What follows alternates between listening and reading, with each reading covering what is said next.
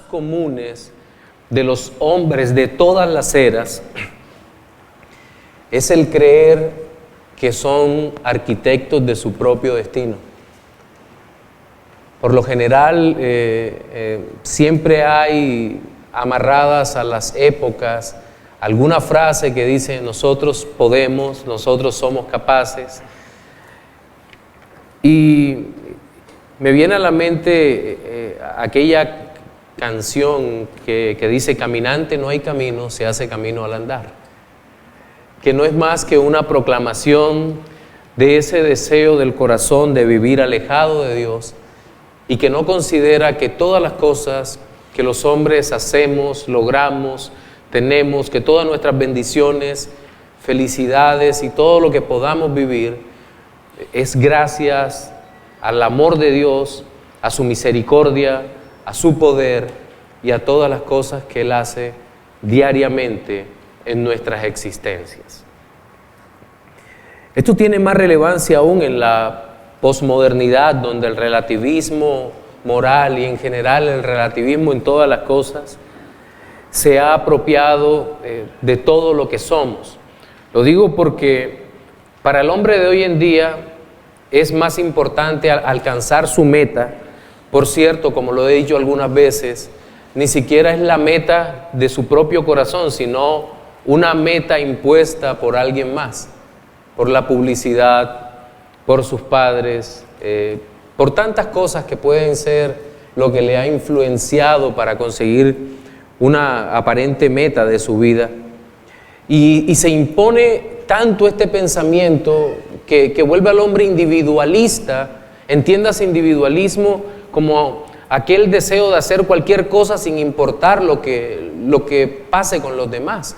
El individualismo es tan fuerte en el alma humana que para algunos es más importante matar a un no nacido que frenar su carrera profesional. Son cosas como esta, o guardar las apariencias frente a una sociedad de personas que él mismo odia. Estas son las paradojas de nuestro tiempo presente. Lo más doloroso es que dentro del mundo evangélico actual, o del evangelicalismo actual, el cual está muy contaminado con esta forma de pensar, es muy común escuchar frases centradas en el hombre o que tienen alguna relación con eso que acabo de presentar. Por ejemplo, a muchos se les dice: trae tus planes delante de Dios y Él los realizará. Y es cuando empezamos una reflexión como: ¿mis planes delante de Dios y Él los hará? Eso no tiene como mucho sentido bíblico. Porque en últimas, ¿qué son mis planes sin Dios? Creo que nuestros planes sin Dios son algo así como un castillo de naipes, pero con naipes previamente arrugados. Intente armarlo. No podemos hacer nada frente a eso. Dios no está para cumplir nuestros planes. Señor, estos son mis planes, apruébalos. He aquí, te pido que por favor los mires, les eches un vistazo. Y de pronto hay alguno más humilde, si tienes que hacerle alguna corrección, hazla. Eso es un acto de soberbia muy grande que tenemos en nuestras almas. Nosotros necesitamos entender, necesitamos comprender que realmente nosotros estamos para cumplir los planes de Dios. Solo de esa manera seremos felices. Miren, toda la Escritura está llena de esta verdad. De hecho, el libro que estamos estudiando de forma expositiva, el libro de Josué y los 5 libros anteriores del Pentateuco, en todos nosotros vemos un plan trazado por Dios y hombres obedientes que lo ponen por obra. Ahora, no estoy negando la acción previa de Dios en el corazón del hombre. No estoy negando la obra regeneradora de Dios en el corazón de hombres como Abraham, Moisés y Josué. Pero tampoco estoy negando que estos hombres fueron responsables. Las dos cosas van unidas, como ahora nuestro hermano Vixen enseñaba en la escuela dominical. Las dos cosas como alguna vez le dijeron a Spurgeon, pastor, ¿usted cómo reconcilia la responsabilidad del hombre con la soberanía de Dios? Y dijo, no tengo nada que reconciliar, porque son dos amigos y dos amigos no están en conflicto. Y creo que es el punto crucial acá. Nuestra responsabilidad es cumplir los planes de Dios, del Dios soberano, que previamente ha trazado un plan eterno. Y eso lo vemos en la conquista de Canaán. La conquista de Canaán, lo había dicho en el sermón anterior de Josué, no fue por iniciativa de Moisés y de Josué, que un día se les ocurrió decir, bueno, estamos estrechos aquí en Egipto, ¿verdad? Vamos entonces, salimos de acá a conquistar el mundo, cuan pinky y cerebro. No, eso no fue lo que hicieron. Estos hombres ni siquiera sabían lo que tenían que hacer, sino que Dios trajo hasta sus almas el profundo deseo de lo que tenían que hacer. Dios les reveló sus planes por su Espíritu Santo, les dio a conocer. Y el resultado fue una campaña de conquista de las tierras de Canaán, porque aquellas naciones que habitaban en ese lugar habían sido juzgadas por Dios y serían sacadas de su territorio, de ese territorio que habían ocupado y en donde Dios había decidido poner a su nación para que pudieran adorarle y Él estar juntamente con ellos. Vamos a leer el texto, se pueden quedar sentados, vamos a leer el texto que se encuentra en Josué capítulo 10, versículos 28 al 43. La exposición no va a ser versículo a versículo, porque hay ideas repetidas, por lo tanto le pido que esté muy atento a la lectura inicial. Josué capítulo 10, versículos 28 hasta el versículo 43. Muy bien, dice de la siguiente manera: en aquel mismo día tomó Josué a Maceda y la hirió a filo de espada y mató a su rey. Por completo los destruyó con todo lo que en ella tenía vida, sin dejar nada, e hizo al rey de Maceda como había hecho al rey de Jericó. Y de Maceda pasó Josué y todo Israel con él a Libna, y peleó contra Libna. Y Jehová la entregó también a ella y a su rey en manos de Israel, y la hirió a filo de espada con todo lo que en ella tenía vida, sin dejar nada, e hizo a su rey de la manera como había hecho al rey de Jericó. Y Josué y todo Israel con él pasó de Libna a Laquis y acampó cerca de ella y la combatió. Y Jehová entregó a Laquis en manos de Israel y la tomó al día siguiente y la hirió a filo de espada con todo lo que en ella tenía vida, así como había hecho en Libna. Entonces Orán, rey de Gezer, subió en ayuda de Laquis, mas a él y a su pueblo destruyó Josué hasta no dejar a ninguno de ellos. De Laquis pasó Josué y todo Israel con él a Eglón, y acamparon cerca de ella y la combatieron, y la tomaron el mismo día y la hirieron a filo de espada, y aquel día mató a todo lo que en ella tenía vida, como había hecho en Laquis. Subió luego Josué y todo Israel con él de Eglón a Hebrón, y la combatieron, y tomándola, la hirieron a filo de espada a su rey y a todas sus ciudades, con todo lo que en ella tenía vida, sin dejar nada. Como había hecho a Eglón, así la destruyeron con todo lo que en ella tenía vida. Después volvió Josué y todo Israel con él sobre Debir, y combatió contra ella, y la tomó, y a su rey, y a todas sus ciudades, y las hirieron a filo de espada, y destruyeron todo lo que allí dentro tenía vida, sin dejar nada, como había hecho a Hebrón y como había hecho a Libna y a su rey, así hizo a Debir y a su rey.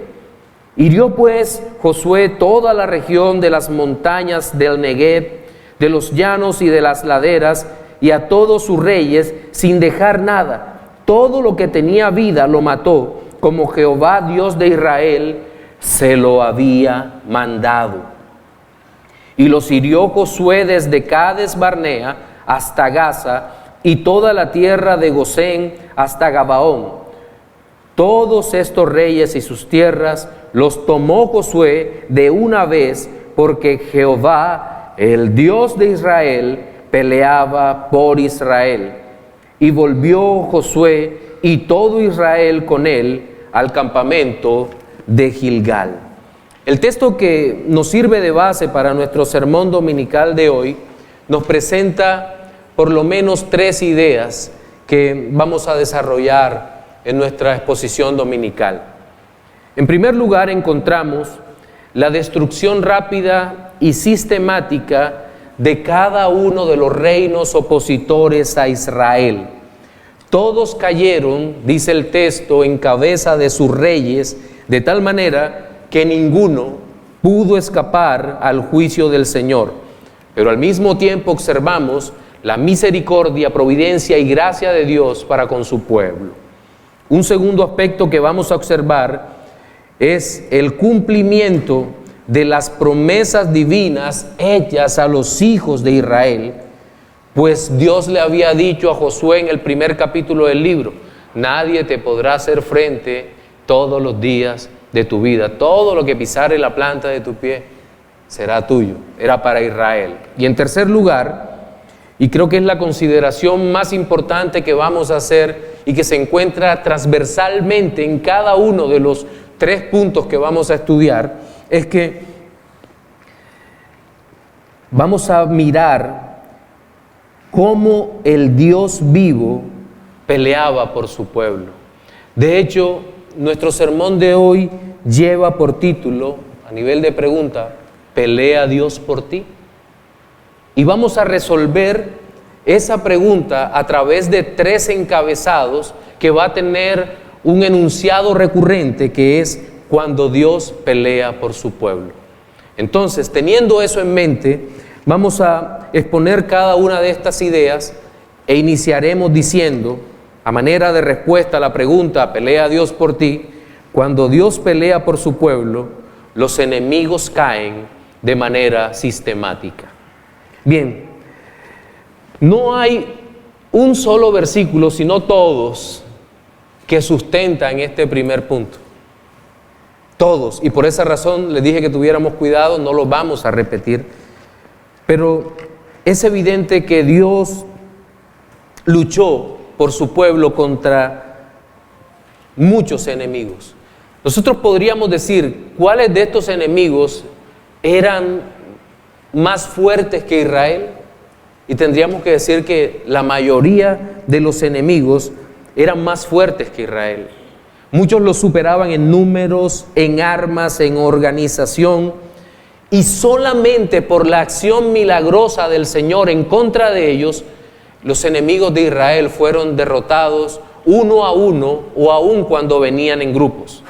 Dios le dio una profunda y total victoria a la nación de Israel que luchaba en contra de las naciones cananitas. Ahora, si nosotros nos tratamos de enfocar en la historia del pueblo de Israel, pero a partir del relato del Éxodo, es decir, de la cautividad, no sé si usted tal vez ha hecho el ejercicio de mirar a este pobre pueblo cautivo e imposibilitado para lograr la libertad por sí mismo. Eso es lo que nosotros vemos. Una nación de esclavos no podía pelear contra el imperio más poderoso del mundo en ese momento. ¿Cómo iban a salir? ¿Se iban a rebelar sin armas? ¿Se iban a rebelar sin una persona que los liderara, que los organizara? Y aún rebelándose, eso no aseguraba su libertad. Por lo tanto, si no había una liberación divina definitiva, estos hombres iban a quedar allí perpetuamente hasta su muerte, siendo esclavos de los egipcios. Dios los liberó, les hizo pasar el Mar Rojo y empezar a enfrentarse con tribus que estaban por allí cerca y conocer la guerra. Dios los introdujo en Canaán, abrió el Jordán, ellos pasaron y vemos que los enemigos de Dios nunca se detuvieron, sino que siguieron luchando contra el pueblo de Israel. Ya en el libro de Josué hay una narrativa que si nosotros la comparamos con el pesimismo de los hombres del libro de Números, ¿se acuerdan de los 10 espías que dieron un testimonio bastante centrado en el hombre de lo que eran las naciones cananitas? ¿Recuerdan lo que dijeron? Sí, la tierra es muy buena, pero ¿saben qué? Hay murallas que llegan hasta el cielo y hombres que son gigantes. La pregunta es, ¿estos hombres estaban realmente mintiendo? No estaban mintiendo, estaban diciendo la verdad. Pero ¿saben qué no tenían estos hombres? Fe. Solo Josué y Caleb presentaron un informe totalmente lleno de fe. No estoy justificando a los 10 espías malvados, porque el informe que ellos tenían que presentar era un informe en la fe, como lo hicieron Josué y Caleb. Ellos caerán. ¿Por qué? Porque Dios no los ha entregado. Y si recordamos, la primera ciudad que cae es Jericó, una ciudad con murallas hasta el cielo. Y luego cae la ciudad de Ai, que aunque era una ciudad menor, sufrieron un revés debido al pecado de Acán y tuvieron nuevamente que conquistarla. Y de allí pasaron y los gabaonitas, por físico miedo, se unieron al pueblo de Israel, y posteriormente nosotros vemos a los hijos de Israel con un impulso divino que conquistaron Jerusalén, Hebrón, Jarmut, Laquis y Eglón. Pero ahora adicionalmente en el relato vamos a encontrar 3 ciudades regias adicionales, es decir, 3 ciudades que tenían su propio rey. Eran pequeños reinos organizados con ejércitos a los cuales el Señor destruiría. ¿Y sabe qué veo acá que es tan importante? Que los hijos de Israel no detuvieron el impulso, no se frenaron a considerar si podían o no, sino que simplemente creyeron lo que Dios les estaba ordenando en ese momento histórico realizar. Y aquí es importante que reflexionemos sobre algo. El pueblo de Israel fue detenido por un pecado, por el pecado de Acán, capítulo 7. Pero enseguida siguieron adelante conforme Dios los oyó y siguieron y continuaron conquistando. Pero los hijos de Israel tampoco se detuvieron por las victorias, porque muchas veces los seres humanos, y que esto valga como reflexión, las dos cosas nos pueden frenar en nuestro avance y crecimiento espiritual. Cuando tenemos profundas derrotas que nos entristecen el alma, que nos llevan hasta el piso, nos detenemos a llorar sobre nuestra suerte. Oh, pero ¿qué he hecho? Cuánta tristeza, el pecado, la tentación me está derrotando, no he podido contra ella, y nos quedamos en la autoconmiseración sin hacer nada. Pero cuántas otras veces nos detenemos a contemplar la victoria y también nos detenemos. Oh, qué bien me ha ido, qué bonito servicio, gloria a Dios por todo esto que estamos viviendo, y también nos frenamos. Parecemos, aunque no somos existencialistas, muchas veces da la impresión que sí lo fuéramos. Nos quedamos viviendo el momento, el aquí y el ahora, y deseando esos mismos momentos en otro tiempo de nuestra vida. ¿Sabe por qué muchas iglesias cristianas de sana doctrina no avanzan? porque se quedan mirando muchas veces el tiempo pasado.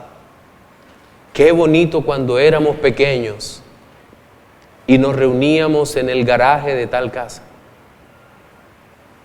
Qué lindo. Vivíamos una coinonía tan hermosa. ¿Y dónde está el avance? No solo espiritual, sino en números de la iglesia. Ojo, yo no estoy diciendo que ahora vamos a traer toda una teología del crecimiento, ni ninguna de esas cosas que realmente lo que sirven es para llenar tantas iglesias de impíos. Para eso, muchas veces sirven, es para eso, llenar la iglesia de incrédulos. Perdón, pero eso no sirve. Pero la iglesia como organismo vivo debe avanzar, debe crecer. Deben llegar hombres y mujeres a la iglesia que sean atraídos, ¿por qué? Por la obra de Cristo, por la acción del Espíritu de Dios en los corazones, por una predicación bíblica centrada en el Señor, que llame a las personas al arrepentimiento y a seguir creciendo en la fe. Entonces, es importante no detenernos en estos asuntos. Ahora bien, quiero regresar al relato nuevamente, que hay una cosa que me sorprende, y es que el Señor no se detuvo, hablo de Dios, con su pueblo, porque enfrentaron a unos enemigos que eran enemigos de vieja data y ahora tenía que enfrentar a nuevos enemigos. El Señor había enfrentado a muchas tribus. De hecho, en el capítulo 10, en el versículo 3, dice que se había enfrentado a Jerusalén, a Hebrón, a Jarmut, a Laquis y a Eglón. 5 ciudades. Pero ahora hay 3 enemigos más, de tal manera que en el relato hay 6 naciones. 3 naciones antiguas con las cuales ya había peleado Josué, y ahora hay 3 nuevas. ¿Cuáles son esas 3 naciones nuevas? Maceda, versículo 28, Ligna, versículo 29, y Debir, versículo 38. La referencia sobre Geser, que aparece en el versículo 33, fue de un rey inteligente que se le ocurrió apoyar a un amigo y también fue destruido. Las otras naciones con las que ya había luchado era Hebrón, Laquis y Eglón. No se mencionan Jerusalén y Jarmut. Pero ¿a dónde quiero llegar con el nombre de esto, nombrando todas estas naciones extrañas? A Dios no le interesa quién sea el enemigo a destruir cuando se trata de luchar por su pueblo. Solamente Dios pasará por encima. Venciendo estas naciones, el Señor completaría la conquista de toda la parte sur, o de toda la parte sur de Canaán, de toda la parte sur. Y es de seguro en esta parte, y esto que sirva de primera aplicación, cuando muchos preguntan, pero pastor, ¿dónde está el Dios de amor? Porque la referencia, lo que leímos acá, era que Josué mató a todos los que había en esa ciudad y que hizo con algunos reyes como había hecho con el rey de Jericó, que si bien en el relato del capítulo 6 no aparece que fuera colgado, en el capítulo 8 sí parece que el rey de Jericó fue colgado en un madero de una manera humillante, y Josué por muchas naciones las destruyó a espada, y preguntan entonces, ¿dónde está el amor, la gracia y la misericordia de Dios? Pues el amor, la gracia y la misericordia de Dios es patente en que Dios estaba dándole la victoria a su pueblo. Las naciones que estaban allí para enfrentar a Israel no lo estaban enfrentando con serpentinas, con confeti o arrojándole algo de agua. Eran naciones armadas, dispuestas a matar, a destruir al pueblo de Dios. Y el Dios de amor, en su providencia, guarda a su pueblo, lo cuida, destruyendo a sus enemigos. destruyendo a los enemigos. Y eso lo tenemos que guardar en nuestro corazón, porque Dios no cambia. Dios sigue siendo el mismo, ayer, hoy y por los siglos de los siglos. Pero no nos quedaremos solamente en esta parte, sino que a la pregunta, ¿pelea Dios por ti?, también respondemos que cuando Dios pelea por su pueblo, se cumplen los propósitos eternos. Quiero repetir en versión de las Américas los versículos 40 y 41. Dice: hirió pues Josué toda la tierra, la región montañosa, el Negueb, la tierra baja y las laderas, y a todos sus reyes. No dejó ningún sobreviviente, sino que destruyó por completo a todo lo que tenía vida, tal como el Señor, Dios de Israel, había mandado. Josué los hirió desde Cades Barnea hasta Gaza, y todo el territorio de Gosén hasta Gabaón. Aquí la palabra Gosén no significa la ciudad egipcia. Aquí habla de un territorio que se llamaba igual. Pero mire que todo lo que estaba ocurriendo aquí, dice el versículo 40 al final, es porque el Dios de Israel lo había mandado. Es decir, Dios había dado la orden. Pero es importante, nuevamente quiero volver al tema. Israel, la primera parte de la conquista, se centró en esa parte sur de Canaán. ¿Recuerda usted qué tribus principalmente ocuparía el sur de Canaán? Judá, la tribu de Judá. Naturalmente, ahí también estaría la tribu de Benjamín, que fue absorbida culturalmente por Judá. Igual Simeón, una gran parte de la tribu de Simeón fue absorbida por Judá. Y allí moraban muchos levitas en Judá. También había ciudades de refugio para el homicida, que no era homicida intencional, para que se pudiera refugiar en aquel lugar. También la capital del reino estuvo, cuando el reino estaba unificado, y después del reino del sur, la capital, Jerusalén, se encontraba allí al sur. También al sur fue construido el templo del Señor. Allí fue depositada el arca, allí estaba todo lo significativo de Israel. Y durante el reinado de Roboam, cuando se divide el reino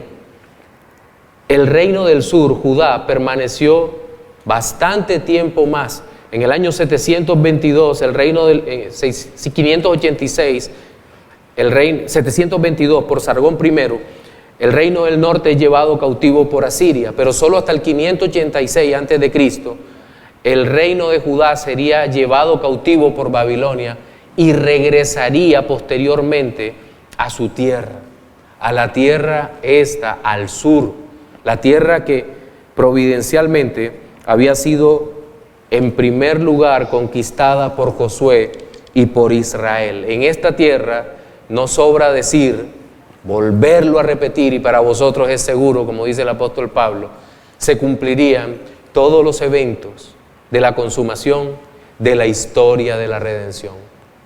Cuán importante era esta guerra para usted que está sentado allí viendo, y para mí. Para cada uno de nosotros era muy importante. Lo que se estaba jugando era la salvación de nuestras almas. Era el lugar en donde ocurriría todos estos eventos decretados desde antes de la fundación del mundo por nuestro Señor. Ahora bien, esta conquista, ya habíamos dicho, trajo algo significativo, y es el castigo de los malvados. Los versículos 28b, 30b, 32b, 33b, 35b, 37b, 39b y 40b, cuidado, alguien grita bingo, se observa que Dios destruyó a los malvados, y es reiterativo. 28b dice: mató a su rey por completo, los destruyó con todo lo que en ella tenía vida, sin dejar nada, e hizo al rey de Maceda como había hecho al rey de Jericó. 30b dice, sin dejar nada, e hizo a su rey de la manera como había hecho al rey de Jericó. 32b dice, y los hirió a filo de espada con todo lo que en ella tenía vida, así como había hecho en Libna. 33b dice, mas a él y a su pueblo destruyó Josué hasta no dejar a ninguno de ellos. 35b dice, y aquel día mató a todo lo que en ella tenía vida, como había hecho a Laquis. 37b,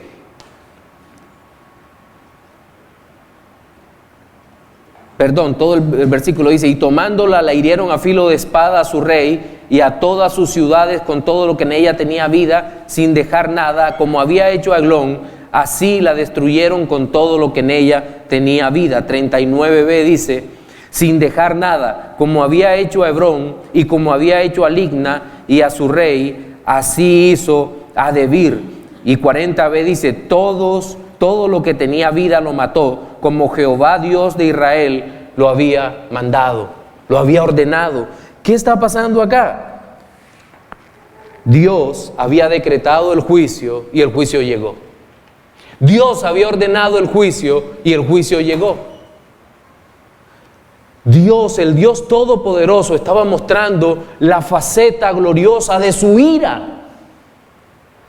Y aunque no nos parezca gloriosa, porque puede ser dolorosa para muchos, la ira de Dios es santa, es bendita y lleva al hombre a la adoración. Y eso lo debemos considerar en cada momento de nuestra vida y temer y temblar. Porque es la ira gloriosa de Dios. Miren, es un hecho que el Señor regresará. Nuestro Señor Jesucristo un día volverá y todo ojo le verá. Y el Señor Jesucristo no viene simplemente a tomar a su pueblo redimido y llevárselo, sino a castigar al pueblo no redimido, al pueblo rebelde que se levanta contra Dios, el pueblo que se cree mejor que Dios y que rechaza continuamente la gracia redentora del Señor Jesucristo, que no valora la obra de la cruz del Calvario, que tiene en poco la resurrección de Cristo y la obra del Espíritu Santo. Ese pueblo que rechaza a Dios, cuan cananeos, serán de la misma manera juzgados y destruidos, pero con un dolor inmensamente mayor, porque será para ellos como ver su muerte una y otra vez de manera eterna, algo terriblemente doloroso, algo que si hoy en día no nos produce gozo, en la eternidad diremos, Señor, gloria a tu nombre para siempre por lo que tú has hecho. Mis hermanos, los juicios de Dios son ineludibles. Ineludibles. De seguro muchos de los cananeos que habitaban seguros en sus tierras pensaban que sus murallas lo protegerían. Cuando vieron los israelitas allí frente a las murallas, dijeron, ¿qué pueden hacer estos hombres con algunas espadas, mal armados contra nosotros? Algunos los menospreciarían. Sí, muchos tenían el temor de Dios. El Dios de ellos abrió el Mar Rojo, abrió el Jordán. Pero otro diría, bueno, pero ¿qué pueden hacer contra una muralla? ¿Qué pueden hacer? Nuestra soberbia de seres humanos, aún los cristianos, es tan grande que muchas veces dudamos que el Dios Todopoderoso pueda intervenir de una manera poderosa en la historia. Y tal vez estos hombres lo estaban dudando. Y hoy en día muchos dudan de que el Señor Jesucristo va a regresar por segunda vez y va a juzgar a los vivos y a los muertos. Muchos dicen, no, una vez muerto se acabó el asunto. ¿Quién me despierta? Pues cuando el Señor le diga, levántate, ahí será la perplejidad. Pues se dará cuenta que ni en la tumba pudo estar a salvo de aquel que tiene ojos de fuego y lo ve todo. Pero quiero hacer una aplicación en este segundo punto. y es sobre aquellos que juzgan la severidad de Dios. Y uno se pone a reflexionar, ¿por qué razón los hombres juzgan la severidad de Dios? Oh Señor, cuánta crueldad. Josué mató hombres, mujeres, niños y hasta los animales. Todo lo destruyó a filo de espada. Pero usted sabe por qué el hombre juzga a Dios. Hay una razón. Porque se cree mejor que Dios. Se cree más bueno que Dios. Dice, yo creo que puedo hacer las cosas mejor que Dios. ¿Cuál fue el castigo que bíblicamente Dios ordenó para el homicida, el violador, el secuestrador? La muerte. ¿Creen que por estar en el pacto de gracia, en el nuevo pacto, Dios abolió eso? ¿O acaso no hemos leído Romanos 13? ¿O no hemos leído la defensa de Pablo en el libro de los Hechos? Donde dice, si yo hubiera hecho algo digno de muerte, no me niego a morir. Son cosas que deberían estar vigentes en las naciones. Pero los dirigentes de las naciones se creen mejor que Dios. Miren nuestro país.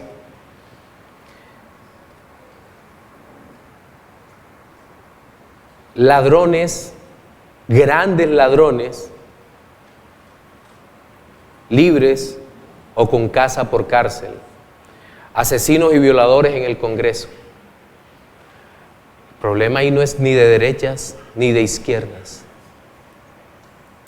Es un problema mucho más serio, es un problema del corazón de los que hacen las leyes y de los que juzgan. Por no ser rectos como recta es la palabra del Señor. Queremos ser mejores que Dios. Dios ordena corregir a los chicos mientras pueden ser corregidos con vara. Pero luego dicen, no, es que lo vas a traumatizar, pobre chico. No, mis hermanos. Seamos honestos con la palabra de Dios y pongamos por obra lo que el Señor nos ordena. Este no es un libro arcaico que daba consejos. Esta es la santa palabra de Dios que da órdenes. Dios no nos dice, si te parece bien. No. Dios nos ordena, haz esto y vivirás. Es lo que el Señor nos da. Pero también debemos decir, y es la última respuesta que debemos dar a la pregunta, ¿pelea Dios por ti? Y decimos, cuando Dios pelea por su pueblo, la victoria del creyente es un hecho. Inicialmente, mire lo que dice la primera frase de los versículos 30 y 32. Las primeras 4 palabras, empezando por la I, y Jehová la entregó también. Las primeras 5, y Jehová la entregó también. Y en el 32 dice, y Jehová entregó, y luego añade el nombre de una ciudad, a Laquis. Dios es la única razón por la cual el pueblo de Israel vencía a los cananitas. Los israelitas, sin Dios, estaban derrotados. No había ninguna posibilidad, que escúchelo, lo podemos decir con toda certeza y sin equivocarnos, no había la más remota posibilidad de que Israel pudiera vencer a estas naciones. No, la única razón por la cual vencieron es porque Israel peleaba la guerra que Dios les había ordenado pelear. Ese era el asunto, ese era el momento histórico, y Jehová entregó a estas naciones. El Señor es la causa de estas victorias gloriosas. ¿Se acuerdan de aquel sermón? Dios es el protagonista de nuestras victorias. Aquí lo está repitiendo, es un tema recurrente en todo el libro de Josué, pero es un tema recurrente también en todo el Antiguo Testamento y es un tema común en toda la Biblia. ¿Por qué vencemos? Porque Dios nos da la victoria. Si usted no lucha del lado de Dios, su lucha está condenada a fracasar. Ahora, de seguro, alguno de ustedes está pensando en este momento, pero ¿cómo sé cuál es la voluntad de Dios para yo poderme unir a esa lucha? Hay momentos en que es muy difícil conocer la voluntad de Dios y unirse a la lucha adecuada. Tenemos la Biblia, sí, que es la palabra profética más segura, pero en esos momentos es cuando necesitamos orar, porque a veces no entendemos en esta única revelación maravillosa de Dios, ¿qué debemos hacer? Y es por eso que Dios dice, quien no tenga sabiduría, pídala y Dios se la dará de manera abundante. Pero una vez que conocemos la voluntad de Dios, necesitamos seguir el camino que Dios ha trazado. Miren, la confusión evangélica de muchos hombres en este tiempo y de muchas mujeres hacen que las luchas se vean terriblemente extrañas para ellos, porque yo encuentro a mucha gente orando por cosas que Dios nunca les ha concedido. Y quiero poner un par de ejemplos. Aquellas mujeres que oran por el ministerio pastoral que tienen. Se los digo, no es broma. Tengo amigas que dicen que son pastoras y uno les dice, mira, la Biblia por ningún lado aprueba eso. Pero ellas siguen orando tercamente por su ministerio pastoral. Y uno dice, bueno, estás haciendo una oración que Dios no te va a responder, porque Dios jamás te va a ver con buenos ojos mientras estés en el púlpito haciendo algo que Él no te ha ordenado.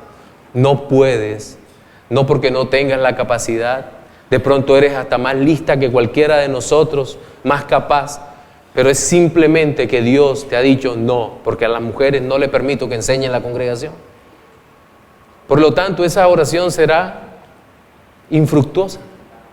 Pero también conozco el caso, y en la misma dirección, de un varón que oraba continuamente para que Dios lo capacitara para predicar. Él quería ser pastor. Y le puedo decir, era un hombre piadoso que uno seguramente vería con buenos ojos, pero tenía un problema. Era incapaz de hablar en público. Una vez él podía llegar bien hasta acá, pero al momento que abría y miraba a la gente, quedaba en shock. La Biblia dice, no podía decir más nada. ¿Y qué hacer en ese caso? Hasta que finalmente entendimos, ¿sabes qué? Dios no te ha llamado a servir en el ministerio de la palabra. ¿Por qué? Dios es soberano. Así que cualquier oración que sigas haciendo en esa dirección no va a ser escuchada. Llevas mucho tiempo orando por lo mismo y eres incapaz de hablar en público. Entonces, no puedes enseñar. Quería usar esos dos ejemplos para que viéramos que muchas veces podemos estar, en vez de haciendo la voluntad de Dios y embarcados en la lucha de Dios, metidos en nuestra propia lucha personal, sin que vayamos a tener ningún resultado glorioso para el Señor. Vamos a estar naufragando una y otra vez si Dios no nos ha ordenado hacer lo que estamos haciendo. Debemos saber que debemos asegurarnos de que luchamos para la gloria de Dios. Ahora, ¿cuál era la seguridad sobre la cual reposaban estos hombres? Creo que está escrita aquí en el versículo 42, que dice, el Dios de Israel peleaba por Israel. El Dios de Israel peleaba por Israel. ¿Sabe qué? Dios nunca, jamás pelea por aquellos que no aman. Que nunca se le olvide eso. Dios jamás pelea por aquellos a quienes no aman. Esto no significa que muchos creyentes, que muchos no creyentes tengan la sensación de que su vida va sobre ruedas. Y muchos de esos no creyentes cada domingo salen de algunas iglesias evangélicas. Y cuando usted le pregunta, ¿cómo están?, te responden, bendecidos, prosperados y en victoria. ¿Sí? ¿Estás seguro? Sí. Mira todo lo que tengo. Hace poco me ascendieron. Acabo de cambiar el auto. Tengo un auto nuevo. Y disfruto de las bendiciones de Dios. ¿Estás seguro que eso no es un lastre para hundirte más en tu pecado? ¿Estás seguro que Dios no te ha abandonado y como muestra de su abandono te ha concedido todo lo que quieres? Sí, escuchó bien. Como muestra del abandono de Dios, Dios puede conceder todo lo que pides. Así de sencillo. Un tal Pablo de Tarso oró pidiéndole a Dios que le quitara el aguijón de la carne. Y Dios le dijo, no. A veces suavizamos eso, porque Dios dijo, sí, bástate en mi gracia. Dios le dijo a un hijo amado de manera bonita, no. No te lo voy a quitar. ¿O acaso usted en sus oraciones muchas veces no ha orado, Señor, quítame este pecado? Y la respuesta de Dios ha sido, no. ¿Para qué? Para que Dios obre en su alma. Pero también muchas veces, hermanos, repito, hermanos creyentes, usted muchas veces ha orado suplicando a Dios que lo saque de una situación económica, de enfermedad difícil, y Dios no lo ha concedido. ¿Por qué? ¿Es acaso Dios malo? No. Dios es tan hermoso que no le concede nada que vaya en contra de su propia voluntad y usted sea hallado como un enemigo de Dios. Cuán grande y maravilloso es nuestro Señor.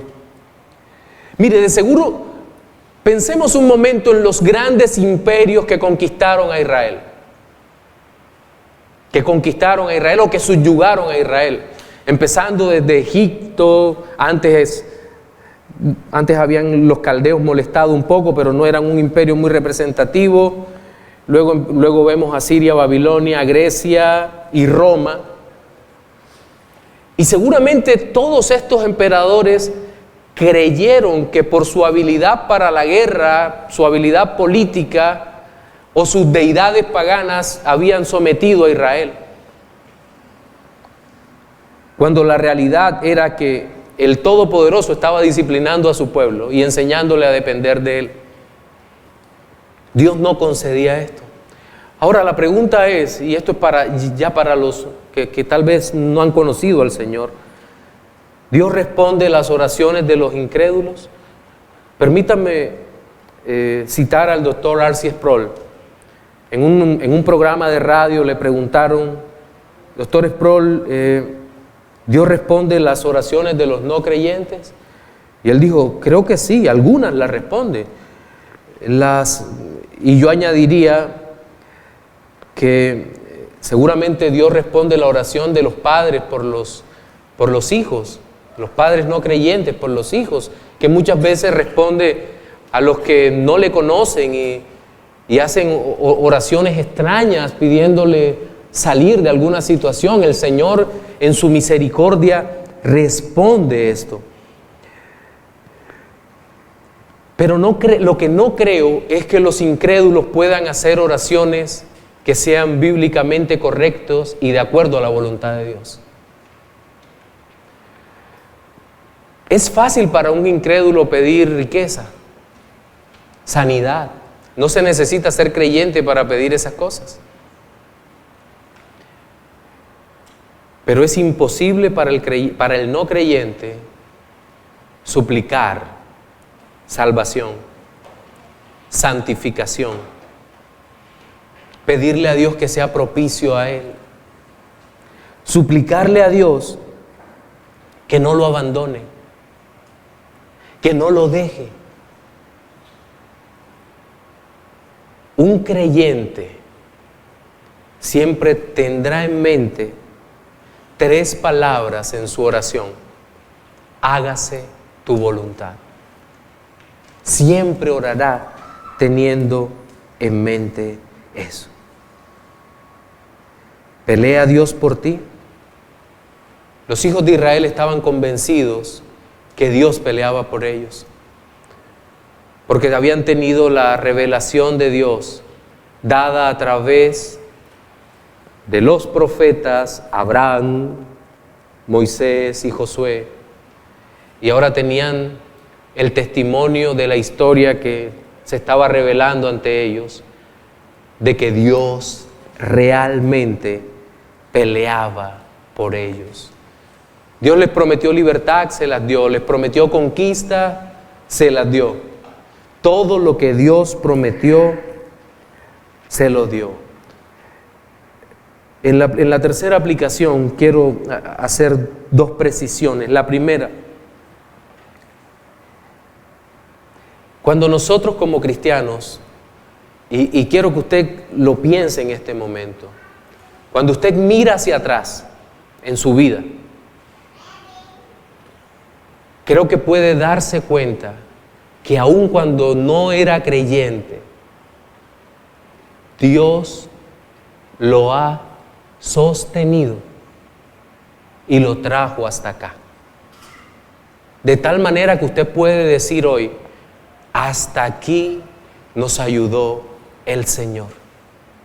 No hay un solo momento en que el Señor no haya estado con usted.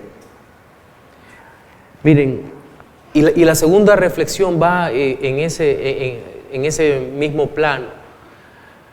Aunque las huestes espirituales de maldad se han levantado contra la iglesia, contra usted, y usted ha visto momentos en su vida que han sido terriblemente dolorosos, no ha habido momento en que el Señor lo haya guardado y haya peleado por usted.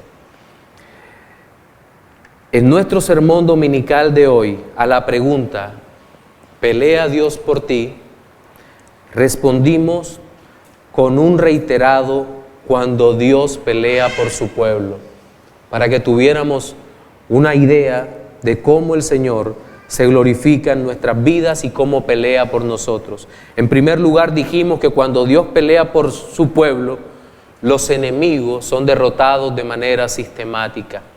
En segundo lugar, que cuando Dios pelea por su pueblo, se cumplen los propósitos eternos. Y en tercer lugar, que cuando Dios pelea por su pueblo, la victoria del creyente es un hecho. Reflexiones finales para los no creyentes. Amigo, lamento decirte que a la pregunta: ¿pelea Dios por ti?, la respuesta es: Dios no pelea por ti. Es más, Dios pelea contra ti. Y lo que exige el Dios vivo es tu absoluta rendición, que le entregues tu alma. Suplícale a Dios que te conceda arrepentimiento y fe, que quite la soberbia de tu corazón y puedas venir a los pies de Cristo, traído por Cristo mismo. Para los creyentes, hermanos, es posible que aún como cristianos podemos pensar en algún momento de mucha aflicción que Dios no nos está ayudando.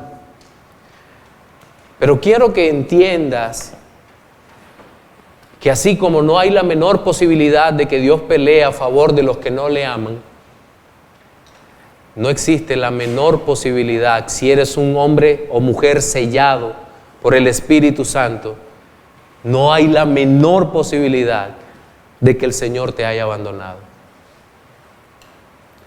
El amor de Dios por ti es tan profundo que Dios envió a su Hijo a vivir la vida que no pudiste vivir, a morir en la cruz como pago expiatorio por tus pecados, y luego resucitó al tercer día como muestra de la aceptación del Todopoderoso por ese pago, para que tú sepas, para que tú entiendas que Dios está peleando por ti.